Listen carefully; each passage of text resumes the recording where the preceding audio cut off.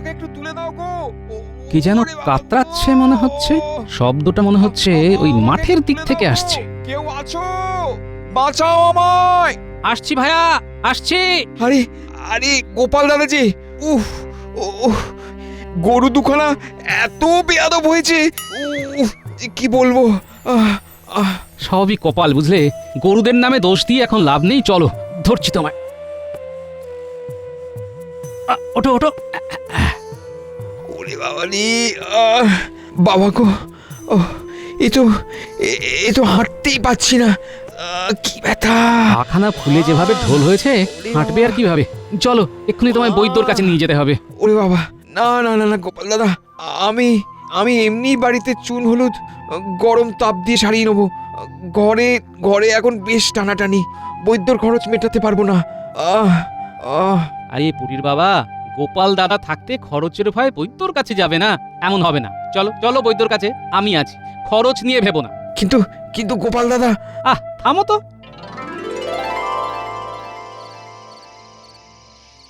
হ্যাঁ গো, ঘরে চাল ডাল সবজি পাতি সবই খুব সামান্য আছে, মেরে কেটে আর দুদিন চলবে।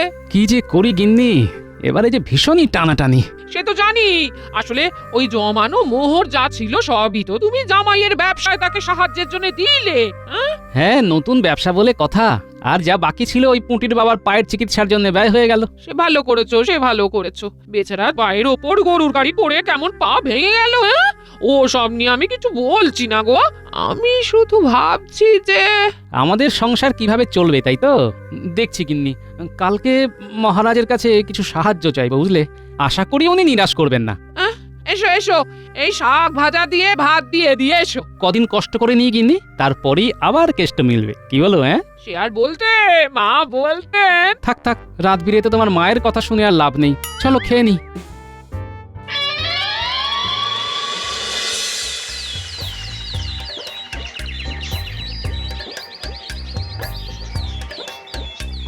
আরে ও গোপাল দাদা, আরে কদিন ধরে মাছের বাজারে আসছো কিন্তু মাছ নিচ্ছ না, কি ব্যাপার?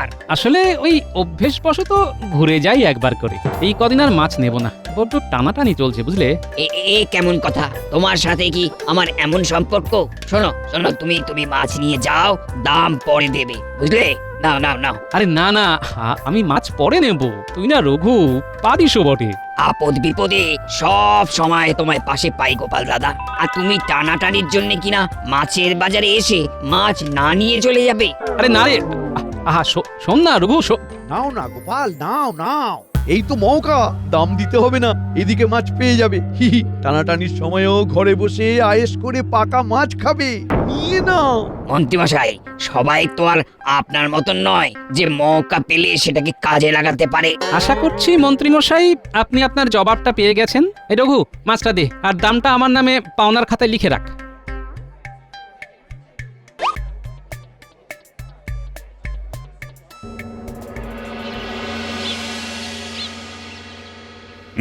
তাহলে সবাই বুঝলে তো কাকে কোন কাজটা করতে হবে? বিলক্ষণ মহারাজ, সবাই বুঝে গেছে, এখন শুধু কাজ শুরু করার অপেক্ষা। এই গোপাল, কি ব্যাপার বলো তো? তোমার মুখ থেকে তো কোনো শব্দই বেরোচ্ছে না, কি হয়েছে? মুখটাও কেমন যেন শুকনো শুকনো লাগছে। আসলে মহারাজ, খুব চিন্তায় আছি। আহা, আমি থাকতে তোমার আবার কিসের চিন্তা? হে বলো বলো তো, কি হয়েছে? ওই বিগত 1 মাস ধরে আমার সংসারে ভীষণ টানাটানি চলছে, সব দোকানেই প্রায় ধার করে খেতে হচ্ছে মহারাজ। কেন, বেতনের কি হলো? কোথায় কোন খাতে খরচ হলো সব? আসলে জামাইয়ের নতুন ব্যবসায় আমার যাবতীয় সঞ্চিত মোহর পুঁজি হিসেবে বিনিয়োগ করেছি মহারাজ, আর যা বাকি মোহর ছিল তা ওই পুটির বাবার পায়ের চিকিৎসায় ব্যয় হয়েছে। আপনি যদি আমায় অগ্রিম কিছু। মহারাজ মহারাজ, গোপালের এ সব নাকি কান্না। আরে বাবা, ঘরে অভাব থাকলে কি এমন গতুরে চেহারাটা বজায় থাকতো? আপনি এসব ছাড়ুন, এখন শুধু কাজে মন দিতে বলুন। কাজকর্ম ভালো করে করলে তখন না হয় কিছু মোহর দিয়ে দেবেন। বেশ বেশ, তবে সবাই কাজ শুরু করে দাও, আর গোপাল মন দিয়ে কাজ করো, সব ঠিক হয়ে যাবে। আরে আমি তো আছি।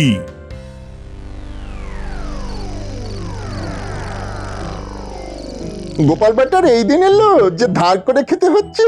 কার কখন কেমন দিন আসে কিছুই বলা যায় না রে। হ্যাঁ, এই যেমন তোদের কদিন আগে কারাগারে বন্দি হতে হয়েছিল, ঠিক তেমনই, বুঝলি? এই যেমন কদিন আগেই আপনাকে গোটা রাজ্যের লোকের সামনে গাছে উল্টো করে ঝুলিয়ে রাখা হয়েছিল, ঠিক ওই রকমই ব্যাপার আর কি। বুঝে গেছি মন্ত্রী মশাই। শোন শোন, মেলা বাজে বকিস না। বলছি কি, তোরা বাজারে দোকানে গিয়ে খোঁজ নে যে কার কার কাছ থেকে গোপাল ধার করেছি। বুঝেছি, সেটা জেনে আপনি তাদেরকে গোপালের নামে উস্কানি দেবেন, তাই তো? একদম উস্কানি দিয়ে গোপালের বাড়ি পাঠাবো, তারপর হুজ্জুতির সৃষ্টি করব। এই নে নে, ধর ধর ধর 20টা মোহর, তাড়াতাড়ি করে কাজটা সেরে ফেল বাবা।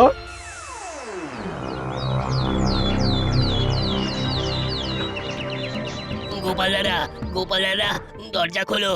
বাইরে এসো, এই যে শুনছো, হ্যাঁ? এই বাইরে কে দরজা ধাক্কাচ্ছে, হ্যাঁ? গোপালারা কাক ভরে আবার কে রে বাবা? আর খুলছি। গোপাল দাদা, ও গোপাল দাদা, দরজা খোলো। কেউ আবার বিপদে পড়লো নাকি, হ্যাঁ? দাঁড়াও দেখছি, আদৌ কেউ বিপদে পড়লো নাকি আমায় বিপদে ফেললো কে জানে। দেখছি কি ব্যাপার ভাইয়ারা, তোমরা এই এত ভোরে? আরে ওই ভোরে না এসে আর উপায় কি বলো গোপাল দাদা? হ্যাঁ, বেড়া বাড়লে তুমি যদি ওই ফুরুত করে পালাও তখন। মানে কি বলতে চাইছো ঠিক বুঝলাম না। প্রায় মাস খানেক হতে চললো ধারের জিনিসপত্র নিয়ে চলেছ, বলি শোধ দেবে কবে? হ্যাঁ, তা তোমরা এর জন্য এত ভোরে আমার বাড়ি এসেছো? এমন কি হয়েছে কোনোদিনও যে তোমাদের থেকে আমি ধারে জিনিস কিনে পয়সা না দিয়ে থেকেছি? হ্যাঁ, শুনলাম তুমি আমাদের থেকে ধারে জিনিস নিচ্ছ আর এদিকে বাজার থেকে মাছ মাংস কিনে খাচ্ছ। হ্যাঁ, খবরটা ঠিক যে আমি বাজার থেকে মাছ মাংস কিনেছি, তবে সেইটাও ধারে। কেমন? কারণ আমার এখন সত্যি অভাব চলছে ভাই, সুতরাং। বুঝেছি, এটুকু জানি যে তুমি মিথ্যে কথা বলো না। মন্ত্রী মশাইটাও না সকাল সকাল, মানে ভাইরা, আমার ব্যাপারে কিছু সংশয় থাকলে সরাসরি আমার কাছে এসো, কেমন? এর জন্য কোনো তৃতীয় ব্যক্তির সাহায্য নিও না, এতে জটিলতা বাড়ে, বুঝলে? ভুল বুঝো না গোপাল দাদা। হ্যাঁ, ঠিক আছে, তোমরা এখন এসো, আমি দেখছি যত তাড়াতাড়ি সম্ভব তোমাদের দেনা শোধ করে দেওয়ার চেষ্টা করছি। হ্যাঁ,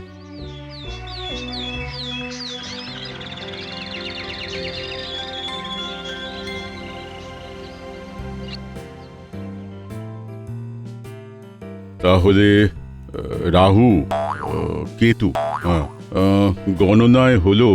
জ্যোতিষী মশাই, আসবো? আরে কি ব্যাপার, গোপাল যে? হ্যাঁ, আর বলবেন না, বড়ই বিপাকে পড়েছি বুঝলেন। হ্যাঁ, কি হয়েছে বলো তো? বিগত 1 মাস কি প্রায় তার একটু বেশি সময় ধরে আমার সংসারে ভীষণই টানাটানি চলছে। তাই আপনি যদি একটু হাতটা দেখে আমার সুসময় কবে আসবে বলে দেন তাহলে খুব ভালো হয় জ্যোতিষী মশাই। দাও দেখি হাতখানা দাও তো দেখি। এই নিন, দেখুন।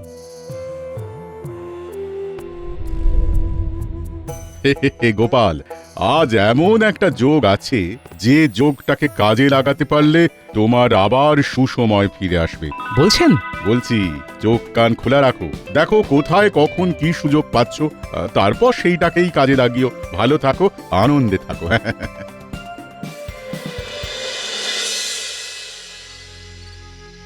রাজ জ্যোতিষী বললেন আজকে নাকি ভালো যোগ আছে আমার, কিন্তু কই, সারাদিন কেটে গেল, অবস্থার হেরফের কিছুই তো হলো না।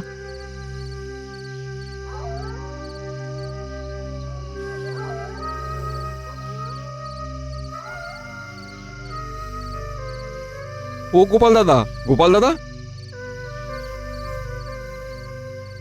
বলি তুমি ঠিক আছো তো? শুনলাম তোমার বাড়িতে নাকি পাওনাদারেরা চড়াও হয়েছিল। হ্যাঁ, আর বলো না, একে তো এই অভাব, তার উপরে এইসব উপদ্রব। আমার খুব খারাপ লাগছে গোপাল দাদা, আমার পায়ের জন্য তোমার কত খরচই না হয়ে গেল। দেখো পুঁটির বাবা, এসব কথা একদম বলো না। আমরা সবাই একই জায়গায় এতদিন থাকছি, মানুষের বিপদে আপদে না দাঁড়িয়ে মোহরের হিসেব করলে হয় বলো তো? হ্যাঁ, আমার হাতে একখানা ভালো কাজের সুযোগ রয়েছে, তুমি কি করবে গোপাল দাদা? পশ্চিমে একজন শেঠ আছে, সে নিজের পুরনো বাড়ির জঞ্জাল সাফাই করার জন্য লোক খুঁজছিল, তুমি কি করবে? প্রচুর মোহর দিচ্ছে। তাই নাকি? বেশ, তাহলে কালকে একবার যাব। কোনো কাজই তো ফেলনা নয় বলো। হ্যাঁ, অভাবে সব কাজই গতরে সয় গোপাল দাদা, আমার নাম বললেই কাজটা তুমি দিয়ে দেবে। বেশ।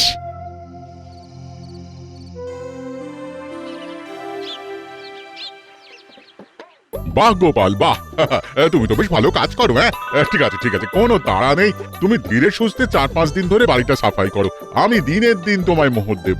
ধন্যবাদ শেঠমশাই। তোমায় শুধু একটাই কথা বলার, সেটা হলো কাজ হয়ে গেলে তুমি কিন্তু প্রতিদিন এই সাফাই করার সরঞ্জামগুলো বাড়ি নিয়ে যেও, কারণ চোরের যা উপদ্রব না এখানে।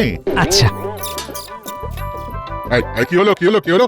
এই ঠং করে একটা শব্দ হলো, দেখো তো দেখো তো দেখো তো কি আছে দেখো তো। একটা ফাঁকা কলসি আছে, আমি কি এটা নিতে পারি?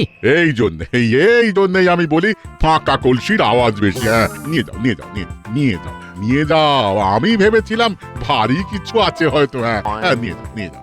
ধন্যবাদ শেঠমশাই। এইবারে খেল শুরু করব আমি। তাই যা হওয়ার পেয়ে গেছি, সব হয়ে গেছে। কি ব্যাপার গোপাল দাদা, তুমি কি ভাঁড় থেকে সাফাই কর্মী হয়ে গেলে নাকি? ব্যাপারখানা কি কি হয়েছে বলো তো?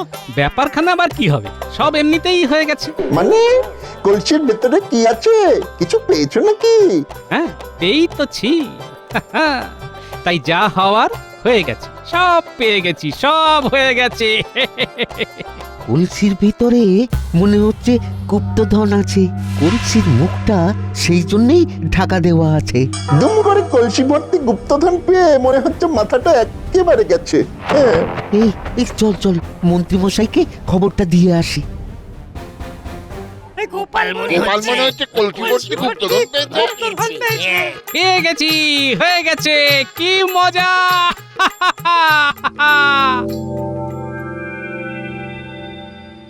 বলিস কি রে, গোপাল কলসি ভর্তি গুপ্তধন পেয়েছে?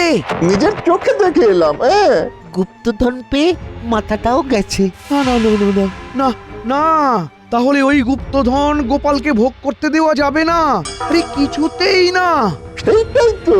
আমরা তাহলে এখন কি করব মন্ত্রীমশাই? যা গোপালের বাড়ি গিয়ে আড়ি পাত, কালকেই ডাকাত সর্দারের সাথে কথা বলে ওই গুপ্তধন লুট করব।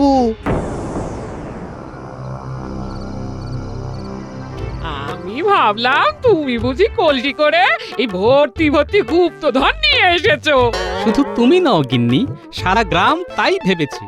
আমি ইচ্ছে করেই এই ফাঁকা কলসিটা নিয়ে এসেছি, যাতে সবাই ভুল ভাবে তাই। এই দেখো, রাজ্যের মন্ত্রী বসাই ইতিমধ্যে হয়তো ফন্দি বার করে ফেলেছেন এই কলসিটা হাতানোর। এসব আমার ইচ্ছাকৃত কাজ গিন্নি, বুঝলে গিন্নি? কেউ কিছু হাব ভাব বুঝতে এলেই অভিনয় করব, ঠিক আছে? এই দেখো দেখো দেখো, মনে হলো পাঁচিলের ওপারে দুইখানা মাথা দেখতে পেলাম। হ্যাঁ হ্যাঁ হ্যাঁ। অভিনয়ের সময় হয়েছে গিন্নি, চলো পাঁচিলের কাছে যাই।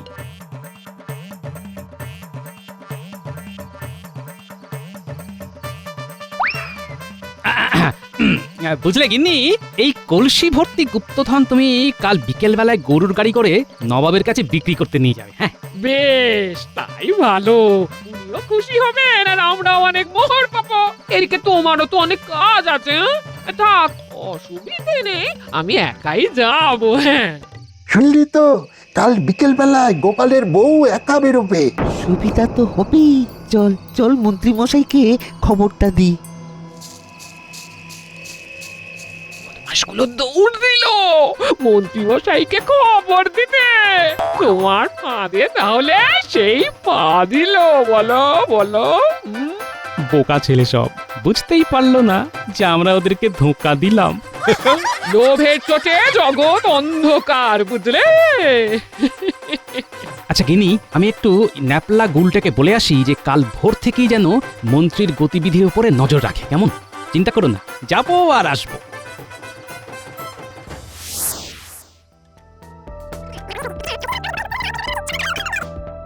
শোন বটা ঘটা, রাত অনেক হয়েছে, আর তাছাড়া কালকেই আবার আমাদের গোপালের গুপ্তধন লোটার পরিকল্পনাটাও আছে। সকালটা হলেই ডাকাতদের ডেরায় যেতে হবে। হ্যাঁ সেই জন্যই তো বলছি, তোদের আর এখন নিজেদের বাড়ি যেতে হবে না, আমার বাড়িতেই থেকে যা। আচ্ছা বেশ।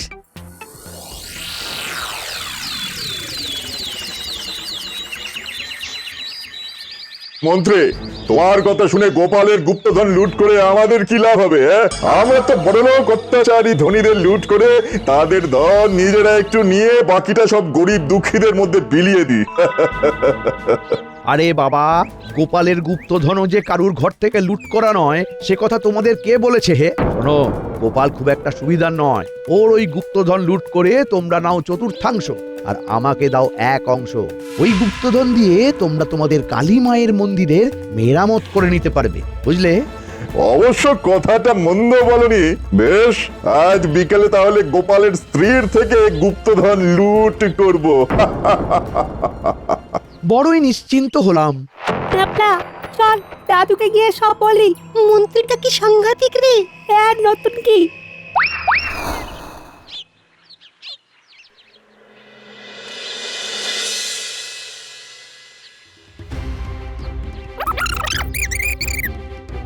মন্ত্রী হরেন ডাকাতের সাথে বোঝাপড়া করেছে বলছিস? হ্যাঁ দাদু, আমরা দুজনেই ওদের স্পষ্ট কথা শুনেছি। হরেন ডাকাত প্রথমেই কাজ করতে কিছুতেই রাজি হচ্ছিল না। মন্ত্রী তো নানাভাবে ওকে উস্কালো। দিদা বেরোলেই ওরা ওই মোড়ের মাথায় দিদাকে ধরবে। ইনি কি বুঝছো? আমায় কাবু করা অত সহজ নয়। হ্যাঁ, আমার উপরে ছেড়ে দাও। দেখো আজ কিভাবে ওই মন্ত্রীকে জব্দ করি। আজ যে মন্ত্রী ভালো মতো জব্দ হবে তা আমি তোমার এই রান্না করার গন্ধ পেয়েই বুঝে গেছি। বুঝেছো তো? তা বুঝবো না? সব বুঝি, সব।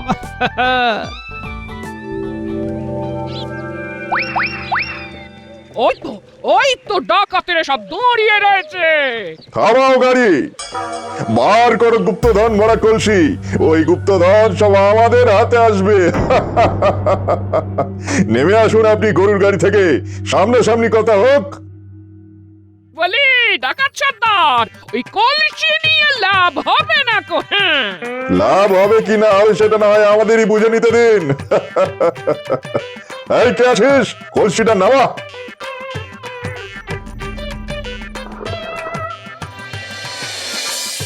কি সর্বনাশ! কলসির ভিতরে ফাঁকা। বলেই তো ছিলাম ঠকবে ও কলসি নিয়ে।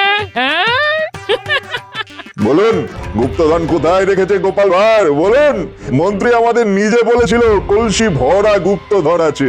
মন্ত্রী আপনাকে ঠকিয়েছে। হ্যাঁ, কি? আমাকে যে কেউ ঠকাতে পারে না, এই বিষয়ে আমার বুক ভরা গর্ব আছে। হ্যাঁ, ওই বুক ভরা গর্ব চূর্ণ করার জন্যই তো ঠকিয়েছে। সে আমার সাথে বাজি ধরে আপনাকে ঠকিয়েছে। সে আমায় বললো, এই দেখো ডাকাত সর্দারকে কেমন কলসি টোপ দিয়ে বোকা বানায়। ও মা, এখন দেখছি সত্যি আপনি ঠকে গেলেন। কি বোকা, কি বোকা, কি বোকা, কি বোকা। এত বড় সাহস মন্ত্রীর, আমায় ঠকানো! আজ ওর শেষ দিন, ঘর মাথা সব আলাদা করে দেবো। এ বলছি কি, মন্ত্রীকে শেষ করবার আগে একটু খেয়ে গেলে হতো না? বড় বড় আলু কেটে কচি পাঁঠার ঝোল আর সাদা ভাত রেঁধে এনেছি। দুটো খেয়েই চলুন, কি ভালো হয়েছে খেতে। ভীষণ ভালো রাঁধেন আপনি। অনেকদিন পর খেয়ে এমন তৃপ্ত হলাম। তবে খেতে খেতে গোপাল ভাঁড়ের টানাটানির কথা শুনে মনটা বেশ খারাপ হয়ে গেল। তা বলছিলাম কি, আপনি যখন আমাদের ভালোবেসে এত যত্ন করেই খাওয়ালেন, সেই জন্য আমি আপনাদেরকে 5 থলি মোহর দিতে চাই। দয়া করে না বলবেন না। আপনি মন থেকে খুশি হয়ে মোহর দিলে আমি কি না বলতে পারি বলুন? হ্যাঁ, আগে বিশ্বাস করো সর্দার, আমি মিথ্যে বলিনি। আমরাও না। চুপ, একদম চুপ। আমায় ঠকানোর ফল পাবে।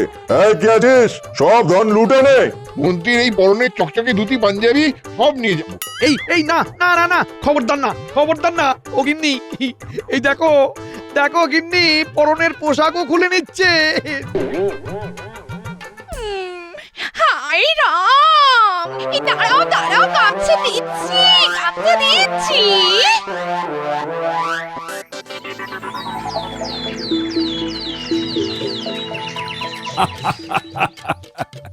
বলো কি হে গোপাল, তোমার স্ত্রী ডাকাতদের থেকেও মোহর আদায় করে এনেছে। আগে হ্যাঁ মহারাজ, হ্যাঁ, বেশ শেয়ানে শেয়ানে জুটি তোমাদের। তবে আমি ভাবছি আমাদের রাজ্যের মন্ত্রী কি কোনোদিনও সত্যি পাল্টাবে না? তার হস্তরেখায় দেখেছি আজীবন সে এমনই থাকবে। মহারাজ আমায় বাঁচান, ডাকাতেরা সব লুটে নিয়ে গেছে মহারাজ। বেশ হয়েছে, তোমায় কেন যে নিয়ে গেল না কে জানে। মহারাজ এসব কি বলছেন আপনি? যা বলছি ঠিকই বলছি। তোমার একটু শাস্তি হওয়া দরকার ছিল। তুমি এইবারে কি কুকর্ম করেছো তা আমি সব জেনে গেছি। মহারাজ আমার সব গেছে, শেষে কি না এই গামছা পরে লজ্জা নিবারণ করতে হচ্ছে। দয়া করে আমায় একটু সাহায্য করুন মহারাজ। মন্ত্রীমশাই, লোভটা একটু কম করুন, তাহলেই দেখবেন সব ঠিক থাকবে। এই খাজাঞ্চি, পেয়াদাকে কটা মোহর দিয়ে বলো মন্ত্রীর জন্য আরো খামতিনে গামছা কিনে বাড়িতে দিয়ে আসতে। মহারাজ হ্যাঁ মহারাজ, মন্ত্রীমশাই এক গামছা দিনের